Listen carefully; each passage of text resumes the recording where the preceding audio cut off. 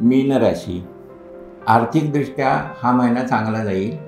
नवीन गुंतवणूक करण्याच्या दृष्टीनं तुम्ही स्वतःहून स्वतःचे निर्णय घ्या. दुसऱ्यावर अवलंबून कोणतेही व्यवहार करू नका.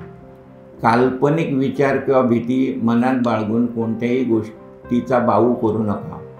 या महिन्यात थोडीशी विचित्र स्वप्न पडतील किंवा औषधांची रिॲक्शनसुद्धा होण्याची शक्यता आहे. त्यामुळे अति औषध सेवन नेहमी टाळावं. तुमच्या राशीला ॲसिडिटीचा त्रास होऊ शकतो. अविवाहित असल्यास विवाह जमून येतील. शिवाय दूरच्या नातेवाईकांच्या मंगल कार्यासाठी किंवा त्यांच्या घरातील धार्मिक कार्यासाठी तुमचा प्रवास घडेल. नवीन ओळखी होतील. राजकारणी व्यक्तींना नवीन काहीतरी दिशा सापडतील आणि त्या दृष्टीने केलेले प्रयत्न भावी आयुष्याच्या दृष्टीनं यशस्वी होतील किंवा फलदायक होतील.